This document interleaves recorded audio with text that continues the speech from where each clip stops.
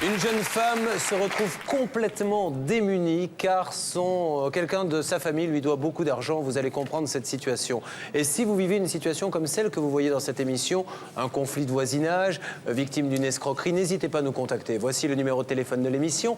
C'est le 0826 107 109, 0826 107 109, ainsi que l'adresse de Sans Aucun Doute qui s'inscrit maintenant sur votre téléviseur. Nous accueillons maintenant Sylvie sur le plateau de Sans Aucun Doute. Sylvie a fait confiance à son frère en acceptant de régler ses dettes près de 60 000 €. Seul problème, il ne rembourse pas. Aujourd'hui, je suis au RMI, je suis obligée de vivre chez mes parents et donc c'est eux qui subviennent à mes besoins les plus élémentaires. Ce frère aurait dépensé de l'argent sans compter. C'est ce que Sylvie va découvrir. Là, 110 000 francs, le lendemain 100 000 francs pour une autre personne. Même les parents ne comprennent pas le comportement de leur fils. Tout ça s'accumule, ça s'additionne, et puis il vient un moment qui a pété les plombs. Que s'est-il passé entre Sylvie et ce frère? Nous allons essayer de le comprendre. Pour Sans Aucun Doute, c'est une nouvelle affaire qui commence tout de suite. Bonsoir Sylvie. Bonsoir. Merci d'être avec nous sur le plateau de Sans Aucun Doute. Qu'attendez-vous de cette émission ce soir? Bien, j'attends de pouvoir récupérer, que vous m'aidiez à récupérer mes économies et surtout que mon frère arrête de se servir du bien de la famille pour résoudre ses problèmes personnels. Combien avez-vous donné? Combien vous doit-il? Bien, j'ai une créance en fait qui s'élève à près de 400 000 francs. Alors nous allons essayer de mieux comprendre maintenant grâce à l'enquête de Grégory Aujol pour Sans Aucun Doute. La Mayenne, l'une des plus grandes régions agricoles de France. Nous allons aujourd'hui tenter d'aider une famille d'agriculteurs victimes de l'un des siens. Le fils cadet aurait pris la fuite, laissant derrière lui ses dettes, ses responsabilités et surtout une sœur dans le besoin. Ça devient un petit peu critique et dangereux pour moi. Tout ça s'accumule, ça s'additionne, et puis il vient un moment qui a pété les plombs. Il a été très ingrat et quels que soient les problèmes que nous ayons eus, moi-même ou mes parents, il s'en moque complètement. Des chèques d'une valeur comme ça, hein, c'est pas pensable ça. Puisque c'est lui qui ne paie pas, c'est moi qui suis poursuivie. Comment as-tu pu devenir comme ça? J'ai rencontré mon frère accompagné de ses amis et j'ai été agressée. Chez les Landel, on est agriculteur depuis maintenant 3 générations. André, le patriarche, fut l'un des premiers à développer des cultures bio dans la région. Un choix qui va s'avérer judicieux et rentable. Au début des années 90, André part à la retraite. La ferme est alors reprise par Marie-Thérèse, sa femme, et leurs 2 enfants, Jean-Luc et Sylvie. 8 ans plus tard, Marie-Thérèse quitte le monde du travail. La famille décide alors de vendre l'exploitation. Mais au moment de la transaction, il y a un problème. Chaque associé dispose d'un compte courant pour gérer la société. Celui de Jean-Luc affiche un déficit vertigineux. Le futur propriétaire doit en théorie verser 30 000 € à Marie-Thérèse, 50 000 à Sylvie et réclamer 80 000 € environ à Jean-Luc. Dos au mur, ce dernier leur propose un arrangement. Nous devenions donc les créanciers de mon frère et donc la société était dégagée en fait de cette créance. Il aurait été plus rapide pour nous d'avoir notre argent en réclamant directement à la société de nous rembourser, hein. Mais on a accepté pour l'arranger. La famille se rend donc chez un notaire pour établir une cession de créance en bonne et due forme. Jean-Luc s'engage à rembourser l'argent en 8 annuités. Sylvie ne se méfie pas, elle a confiance en son frère. Nous, ce qui nous rassurait, c'est qu'il devait continuer de travailler sur l'exploitation. Il avait donc l'outil de travail et ça lui permettrait de toute façon de pouvoir nous rembourser à son rythme. Mais Jean-Luc ne tiendra aucune de ses promesses. Il ne m'a absolument rien remboursé, hein, ni même fait preuve de bonne volonté. Au contraire, il est parti, il n'a plus travaillé sur l'exploitation et voilà, il a laissé choir ses affaires. En effet, Jean-Luc va très rapidement quitter l'exploitation et le département. Comment ce jeune agriculteur passionné, bon fils et bon frère qui a toujours voulu travailler en famille, a-t-il pu changer à ce point? Pour ses parents, il a été influencé par de mauvaises fréquentations. Il voyait toujours grand, toujours foncé. Il est venu un moment où ça ne pouvait vraiment plus suivre. Et puis il a tout laissé, quoi. Et puis embringué dans ses mauvaises fréquentations, ça a été très vite. Jean-Luc a-t-il été manipulé ou a-t-il voulu recommencer une nouvelle vie? Une chose est sûre, son comportement au cours des dernières années était devenu très mystérieux. Il partait régulièrement, soi-disant en voyage, avec des amis. Voilà, c'est tout ce que nous savons et là, c'est là qu'ont commencé les problèmes. Dans un instant, la suite de ce document. Où allait le frère de Sylvie? Que faisait-il avec l'argent qu'il dépensait sans compter? Qui étaient ces fameux amis qui l'accompagnaient? La dernière fois que Sylvie a voulu le savoir, elle s'en souvient encore. J'ai rencontré mon frère accompagné de ses amis et j'ai été agressée. Elle n'a plus revu son frère depuis et se pose toujours les mêmes questions. Nous allons envoyer une équipe sur le terrain et retrouver le frère de Sylvie. Va-t-il honorer sa dette? Il existe une solution, mais le dialogue sera tendu. Vous perdez tout. Vous perdez la maison, vous avez la plainte au pénal, et en plus, elle va être bradée aux enchères, cette maison. Oh bah oui, mais de toute façon, même si ça avait été cette version-là, je dirais, ça changerait pas grand-chose au final. Sylvie va-t-elle réussir à obtenir ce qu'on lui doit?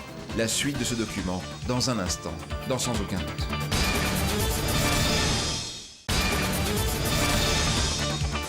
Sylvie a voulu rendre service en payant les dettes de son frère. Aujourd'hui, elle voudrait être remboursée car il y en a pour près de 60 000 €.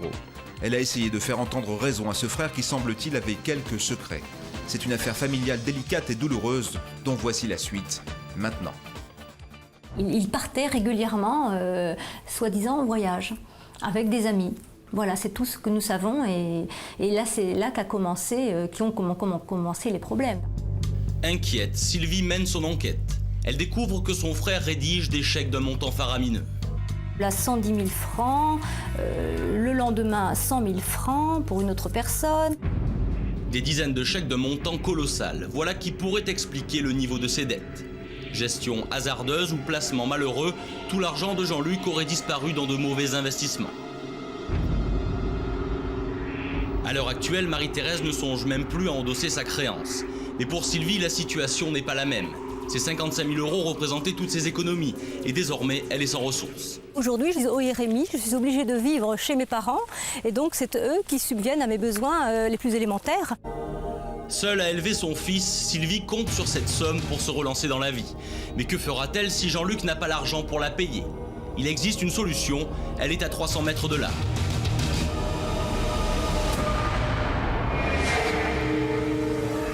La solution, c'est cette ferme. Elle est estimée à 130 000 €. Sylvie et son frère en sont copropriétaires. Si Jean-Luc cède sa part, la dette est épongée. Mais il refuse. Pire, la dernière fois qu'il a rencontré par hasard Sylvie devant la maison, il est devenu violent. La dernière fois que j'y suis venue, j'ai rencontré mon frère accompagné de ses amis et j'ai été agressée. Je me suis intercalé entre eux pour les séparer. Alors, il a arrêté, mais il a levé la main, faire semblant le geste de vouloir. J'ai dit, tu vas peut-être taper sur ton père aussi. Il était vraiment très violent avec moi et j'ai dû porter plainte après. Maintenant, je ne connais plus ses réactions. Je ne me sens pas ici en sécurité. Pour l'instant, il n'est plus question pour Sylvie d'y emménager avec son fils. Et aujourd'hui, cette ferme lui attire de nouveaux ennuis. Pour l'instant, c'est moi qui dois supporter toutes les charges de cette maison. Même si moi, je me mets à jour de ma part d'impôt, lui ne paie pas sa part d'impôt. Et donc, ce qui fait que c'est moi qui suis poursuivie. Donc, je vois les huissiers pour cette raison, les saisis sur mon compte. Voilà, ça me pose énormément de problèmes. Selon Sylvie, Jean-Luc n'aurait pas payé une seule taxe depuis 1996. Après une telle violence, le dialogue est définitivement rompu. Sylvie n'a pas vu son frère depuis 3 ans et elle n'aura bientôt d'autre choix que de l'attaquer en justice. Marie-Thérèse et André espèrent retrouver un jour le fils qu'ils ont connu. Mon fils, il me manque énormément. Je compte sur lui, je pense qu'il reviendra. André, qu'est-ce que vous lui diriez? Tu vas trop loin là. On a tout fait pour toi. Tout. Tu avais tout pour bien faire, tout pour marcher, on t'a porté ça sur un plateau. Comment as-tu pu devenir comme ça? Reviens. Tout peut revenir, mais il faut en convenir. On a ça jour et nuit sur la tête, nous. C'est insupportable. Des parents rongés par le chagrin, qui ne se consolent pas d'avoir perdu un fils. Mais le pardon de la famille a aussi un prix, rendre à Sylvie d'une manière ou d'une autre ce qui lui revient de droit. C'est vrai que maintenant, je dois penser à l'avenir. Hein. J'ai ma famille, j'ai mon fils, donc il faut quand même que j'assume, hein, et que j'assure aussi son avenir. Et que j'assure aussi le mien. L'enquête est signée Grégory Ojol, pour sans aucun doute. Malgré ce qui s'est passé, votre père a l'air très affecté par tout ça. Oui, absolument. Mes parents sont très affectés, oui, de voir une telle... une décomposition de la famille, quoi, hein, à cause de cela, à cause de son départ et de son ingratitude, oui. Alors, il existerait une solution, nous l'avons vu dans ce reportage, c'est que vous avez, avec ce membre de cette famille et de votre famille, une maison en commun qui est inhabitée actuellement, donc vous l'avez à 50-50. Si effectivement, il décidait de vous céder les 50% et que vous revendiez cette maison, ça pourrait combler ce qu'il vous doit. Maître de Caumont, il y a donc deux aspects dans ce dossier. Le premier, bon, c'est une créance. Il doit l'argent, donc elle pourrait le faire exécuter d'une manière ou d'une autre par le biais d'un huissier, d'un jugement. On ferait des saisies sur ce qu'il a. Notre ami a un titre exceptionnellement solide, puisqu'il y a un acte notarié qui constate cette créance. On ne peut pas faire plus solide. À partir de là, il y a la question de la solvabilité du débiteur, de cette personne, de sa famille. Et soit elle peut trouver un moyen amiable, mais j'ai l'impression que c'est plutôt mal parti, de recouvrer cette créance. Sinon, comme vous le disiez très bien, Julien, il y a cette maison, un bien immobilier. Alors, est-ce que c'est aussi simple que ça? Est-ce qu'il peut lui dire, bah, tiens, voilà, je te fais cadeau des 50% sans qu'il y ait de frais à payer, de succession, etc. Non, il faudra de toute façon, puisque c'est un bien immobilier, qu'il y ait des actes notariés. Mais on peut échanger la dette contre le prix. Mais parfaitement, on peut bien entendu, effectivement, faire un échange et faire en sorte qu'elle devienne unique propriétaire de ce bien et qu'il lui abandonne sa part. C'est une façon, effectivement, d'éponger la créance. Alors là où ça va être très difficile, c'est que vous-même, membre de la famille, vous n'arrivez plus à le joindre. Voilà, je n'ai aucun moyen de le joindre. Oui. Alors, nous allons essayer de contacter maintenant notre journaliste Grégory Ojol qui se trouve sur place, en duplex, pour essayer d'aller à la rencontre de ce monsieur pour lui proposer cet accord qui semble vous intéresser, la moitié de la maison contre la créance. Nous essayons de contacter notre journaliste. En duplex, sur le terrain, notre journaliste est parti à la recherche du frère de Sylvie. Il a un début de piste pour le localiser. Pas de chance, elle ne débouche pas sur la bonne personne. Il suit donc une autre piste, mais il a, en attendant, des révélations à nous faire. Écoutez, alors nous avons appris des choses très intéressantes à la première adresse. Nous avons demandé aux voisins. Donc il a bien vécu là pendant quelques temps. Il aurait déménagé il y a 2 ans.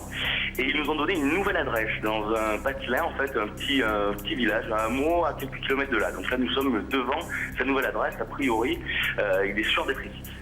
Alors, allons-y, et nous vous suivons, nous essayons d'avoir un dialogue avec lui. Très bien, nous allons essayer. Alors, nous avons aussi appris qu'il se serait marié, ou du moins qu'il ait une compagne, et il aurait aussi 2 enfants. Donc voilà, je me trouve devant sa maison. Nous allons sonner, c'est une grande bâtisse, alors je ne sais pas trop, on dirait un établissement communal. Je sonne. Après une rapide enquête de voisinage, notre journaliste tombe sur la compagne du frère de Sylvie. Julien Courbet est en ligne avec elle. Monsieur Julien, bonjour. Bonjour madame, comment allez-vous? Mieux maintenant parce que je tremblais de peur. Bon, non, il n'y a rien de grave, ne vous inquiétez pas, nous essayons simplement de Vous savez, comprendre... elle nous a pourri la vie, elle m'a pourri ma vie, elle fait tout de mal, sa maman, elle-même. J'en peux plus, on n'en peut plus. Moi, je suis divorcée, je suis enfant d'Adam, j'ai pas de famille.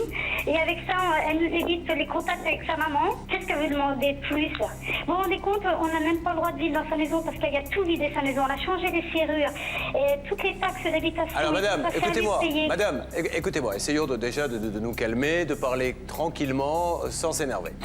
Que votre mari... Ne m'énerve pas, Madame, écoutez-moi. Dire sincèrement, madame, je vais être juste. Madame, si vous ne m'écoutez pas, vous ne saurez pas le but de mon appel. Bon, alors je vous explique. Donc, votre mari, on est d'accord, doit des sous suite à la vente de la propriété. Est-ce qu'on est d'accord? C'est pas mon mari, c'est mon ami. Votre ami doit des sous à ces 2 personnes suite à la vente de la société. Qu'il ait après des soucis à côté, ça ne regarde personne, ça ne regarde que lui. Comprenez, madame, que cette personne qui est à mes côtés vit aujourd'hui avec le RMI. Son fils... Attendez, madame, laissez-moi finir. Vous avez de gros soucis financiers, j'en suis conscient. Elle en a aussi. La différence, c'est que... La conversation n'aboutit pas. Cette personne désigne Sylvie comme unique responsable de la situation. Le dialogue est rompu. Cependant, elle promet de joindre le frère de Sylvie rapidement. Moins de 10 minutes plus tard, il rejoint notre journaliste sur place. Il n'était pas loin. Il accepte de répondre à nos questions à visage découvert. Oui, bonjour Alain, merci d'être avec nous et c'est très gentil à vous de vous être déplacé. Donc Alain, nous essayons tout simplement de comprendre une situation. Alors je suppose que ce n'est pas aussi simple qu'il n'y paraît. Voilà, nous, ce que nous savons, c'est que, d'après nos informations, quelqu'un que vous connaissez bien, votre sœur, a donc, lors de la vente, pris votre dette, hein, et que cette dette-là n'a pas été remboursée. Est-ce qu'on est d'accord là-dessus? Non, on n'est pas d'accord là-dessus. Elle n'a pas pris ma dette du tout. Mais visiblement, il y a un papier qui a été signé chez le notaire. Bien sûr, bien sûr. Alors, ce papier, je crois que nous l'avons sous les yeux. J'essaie de comprendre, hein, monsieur, encore une fois, ne croyez Oui, pas oui, que... oui, Voilà, allez-y. ça permet de faire la lumière. Donc, maître de Comont, vous avez ce papier sous les yeux. Que dit-il exactement? C'est une cession de créance. Et il indique effectivement qu'il y a une cession qui a été faite au bénéfice de... Madame et sa mère. Exactement. Donc... Je n'ai pas de dette envers ni ma mère, ni ma sœur. Donc vous n'avez jamais signé ce papier? La cession de part qui a été faite a été faite... Bien sûr. Monsieur, si j'appelle maintenant le notaire dans le cadre de l'émission, il va me dire que vous n'avez pas signé ce papier, on est d'accord? Le frère de Sylvie met en doute l'authenticité de l'acte notarié que nous avons sous les yeux. Nous appelons hors antenne le notaire qui nous confirme pourtant la réalité du document. Cette nouvelle information fait évoluer la position d'Alain vers plus de souplesse. D'autant qu'une solution existe. Alain et Sylvie sont les propriétaires d'une maison familiale. La part d'Alain, c'est-à-dire la moitié de la maison, lui permettrait de rembourser sa sœur. Maintenant, cette somme, il y a une maison, je crois, qui vous appartient en communauté avec votre sœur. La valeur de la moitié de la maison qui vous revient couvre la dette que vous avez envers elle. Par rapport à cette maison, il y a une procédure qui est en cours. Où en est cette procédure? Alors, on va lui demander où en est-on, madame? Oui, j'ai déjà, moi, fait une proposition en 2003 pour pouvoir déjà résorber, mais non pas cette affaire, mais déjà... C'est parti en justice, la justice fait son travail. Oui, absolument. Mais par contre, monsieur, on est d'accord qu'elle ne vous a jamais attaqué sur la dette? Non, absolument. Signé chez le notaire. Pour récupérer la moitié de la maison, oui. Non, non, non, non, la maison, on est d'accord, oublions. Sur l'argent... Non, j'oublie pas, moi. Oui. La maison, oublions. Non, non, attendez.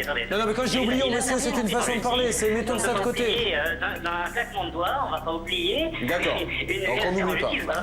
Donc, n'oublions pas la maison et mettons-la bien au chaud ici quelques instants. Revenons, la personne qui est à côté de moi, votre sœur, n'a jamais encore attaqué en justice par rapport à l'acte notarié qui stipule que vous lui devez de l'argent. Ça, elle l'a jamais fait.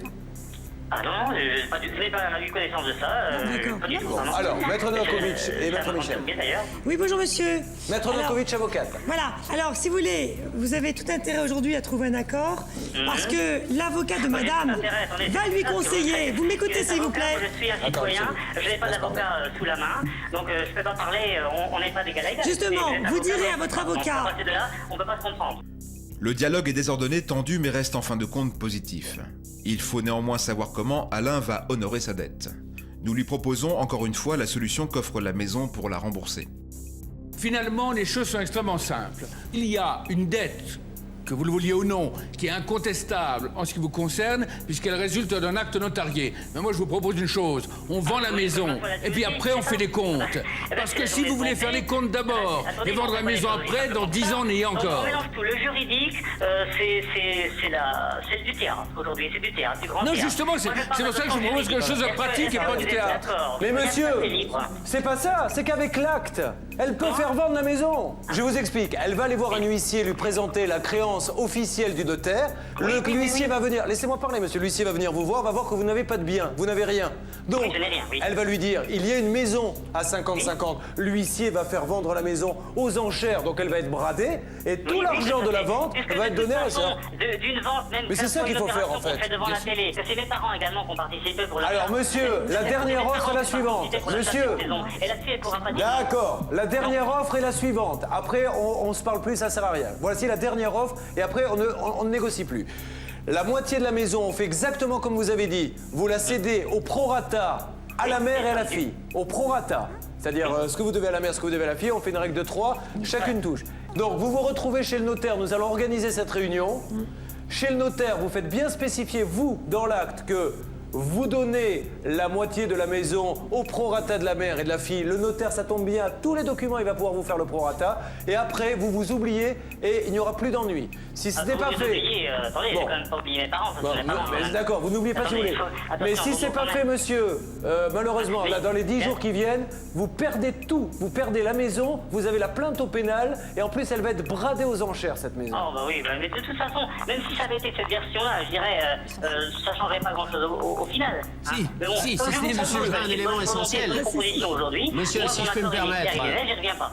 Monsieur, si je peux me permettre, ça risque de changer quelque chose de très important. C'est que si la maison est effectivement vendue aux enchères publiques, il y a toutes les chances qu'elle soit très mal vendue, qu'elle soit bradée. Ça veut dire que, selon toute vraisemblance, la moitié du prix de vente de la maison n'épongera pas totalement votre dette. Ça veut dire qu'à partir de ce moment-là, ça ne sera pas fini pour vous. Ça veut dire qu'à ce moment-là, la personne qui est ici présente pourra continuer à poursuivre pour le restant de la dette à payer, pour éventuellement faire des saisies sur vos salaires pendant des années, des années et des années. Donc quelque part, vous avez un intérêt à ce que la maison soit vendue à l'amiable et soit bien vendue pour éteindre la totalité de votre dette. Bon, on fait comme ça, monsieur? Pas de chômage, j'ai rien. D'accord. J'accepte. J'ai dit, et je confirme, Bon. que je libère la moitié de la maison pour que la somme soit attribuée au prorata des sommes. C'est parfait, monsieur, c'est une sage décision. Alors, moi, je pose la question tout de suite à la personne qui est à côté de moi.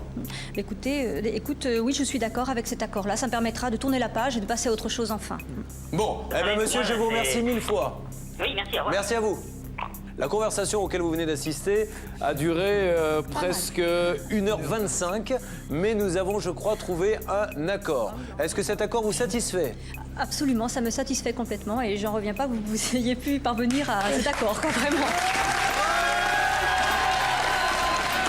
Je remercie les avocats de notre témoin, c'est notre journaliste. Bon, là, si tout va bien, ça va se signer. Maintenant, madame, à un moment donné, on ne peut plus dialoguer. S'il refuse à la dernière minute, ce qui peut arriver, d'aller chez le notaire, vous allez voir un huissier avec ce commandement.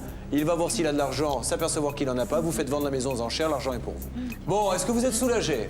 Je suis très soulagée, Julien, oui, vraiment. Parce que ça va vous permettre de faire de nouveaux projets maintenant? Ça sera une nouvelle vie une fois que vous aurez tout ça? Absolument, en tout cas, ça fait un poids de moins. Hein, je vais pouvoir penser à autre chose, maintenant penser à ma vie et à la vie de ma famille. Oui, et maintenant, je vais pouvoir aussi libérer mes parents, ce qui est quand même important pour eux. Merci beaucoup, Julien. Merci beaucoup. Merci à notre journaliste et à nos avocats, et notamment notre déconneur. Allez, vous vivez la même situation, appelez-nous. On accompagne cette dame. Merci 1000 fois. Après notre enregistrement, le frère de Sylvie est finalement revenu sur ses engagements. Pour sans aucun doute, c'est une affaire à suivre.